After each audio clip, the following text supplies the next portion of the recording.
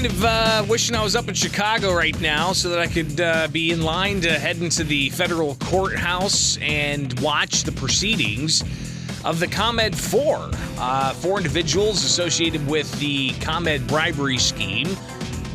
Nearly a decade long, it's alleged that the major utility in the state of Illinois worked with Madigan Associates to curry favor and to give no pay or low pay or low work jobs, high pay jobs.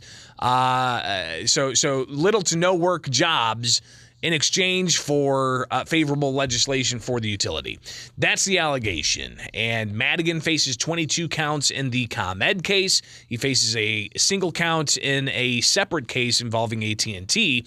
But as part of the ComEd case that was revealed way back in the summer of 2020. So we're looking at close to 3 years now that this was announced in 2020 that we had this 10-year-long scheme that ComEd paid a $200 million fine for after a deferred prosecution agreement was reached. What that deferred prosecution agreement did was it deferred prosecution. If you can imagine the title of that agreement, it delayed prosecution or deferred prosecution for ComEd in exchange for the utility, paying this fine and then also cooperating with their ongoing investigation.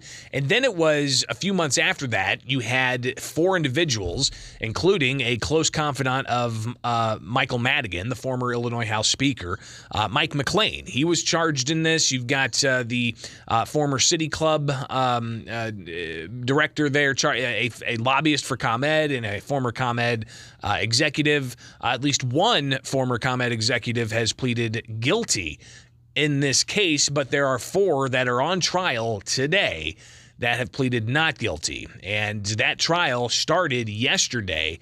Actually, no, it started Tuesday. Tuesday was jury selection. They had like 70 different people, 80 different people come through the jury pool, and they were doing some sidebars, asking them specific questions.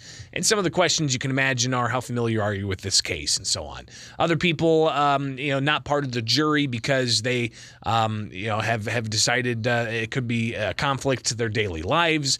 And so on. So they ended up narrowing down, got their 12 jurors, got their 6 alternates, and yesterday, after the jury was seated, they went right into it.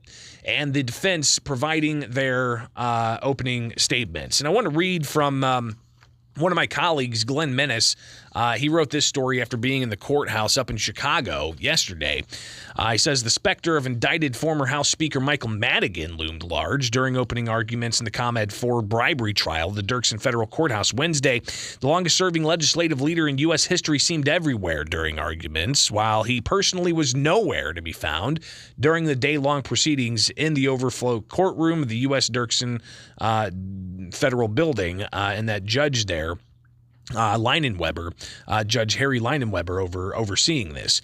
As part of her opening statement, Assistant U.S. Attorney Sarah Strichter left little of the imagination, telling jurors, quote, "In short, Madigan wanted, the defendants gave, and the defendants got. It's that simple." Now, longtime Madigan confidant Michael McLean, former ComEd CEO Ann Pramaggiore, ex-ComEd lobbyist John Hooker, and Jay Doherty, a lobbyist and consultant who once served as the head of the City Club of Chicago, are all on trial in this case. And it charges them with playing a role in the masterminding of the scheme to funnel jobs, cash, and other perks from the utility giant to associates of Madigan in exchange for him taking favorable stances on legislation that the company stood to benefit from. Now, all four defendants have pleaded not guilty. What's really fascinating here is that you've got the prosecution saying they've got tapes. They've got the receipts, and some of those tapes could come out of the courthouse. So at first it was thought we wouldn't hear some of these tapes. Maybe we will hear some of these tapes. Can't say for certain. I'm not there. I haven't heard read all of the orders that the judge is making here, but at least when it comes to being a reporter and reporting out to what happens inside the public court, I think it's imperative that we get access to those and then have some kind of airing of them so that everybody can hear the evidence. So today is day 2 of opening statements. You can imagine that you're going to hear the defense react and respond to the allegations of corruption and bribery. It's going to be fascinating to see how this plays out, especially with all the evidence that the feds say they have. And again, this is just for the 4 in the ComEd 4, not Madigan. Madigan, while he's, his name I'm sure is brought up all throughout this, he's not on trial for this at this point. He faces this trial next year, and we'll see just how the outcome of the ComEd 4 trial, which could last 6 weeks. Keep in mind, we're going to be talking about this off and on for the next 6 weeks. So after the trial, of course, when we get to a verdict of some kind, that'll be pretty instructive into how exactly it impacts the Madigan trial expected next year. So we're going to be watching this closely as you've got the ComEd 4 trial and prosecutors saying that the bribery scheme resulted in lucrative legislation for the utility. So, man, I wonder if they sell concessions up there.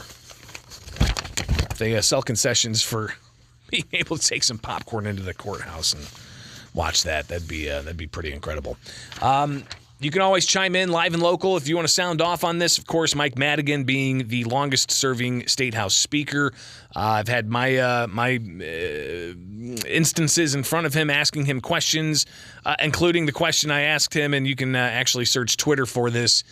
Just search Bishop on Air, Madigan, Tough World. You'll be able to find the video. I simply asked him what's it like to be caught on surreptitious recording. This was a question I had for him back in 2019.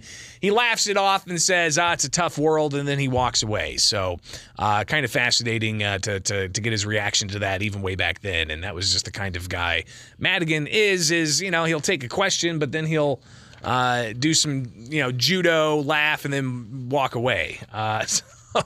We'll see what happens with the case involving Madigan, who wasn't just, and I think this is important to note, Madigan wasn't just the longest-serving statehouse speaker, being able to guide legislation at the statehouse for 30-plus years. I mean, he'd been in the legislature for 50 years.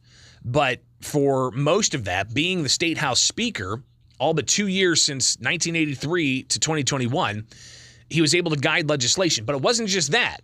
He was also the chairman of several big-dollar political funds. He was the chairman of his 13th Ward political fund. He was the chairman of the Friends of Mike Madigan Fund. He was the chairman of the Democratic Party of Illinois Fund, a massive fund for Democrats to get elected. But he was also the chairman of the House Democrats political fund. So you had these 4 big-dollar campaign funds. He was able to move money back and forth and give it to certain people. And, you could see how the allegations here of kind of pay to play also may have bled into the legislature of saying, I'll give you some political donations if you line up these votes. So that's not what's at stake here. What's at stake here is instead the alleged wrongdoing with a public utility. But it's important to note that Madigan also had substantial control of these significant political funds during his tenure. I think he still has some control of these political funds, and he's using some of them to pay for his defense, while he also gets, I think, like $7,000 a month in a legislative pension, if not more. So, yeah, there's tons of moving pieces with this story, and I think it's important that you try to wrap your head around all of it, and we'll do our darndest to help you in that endeavor.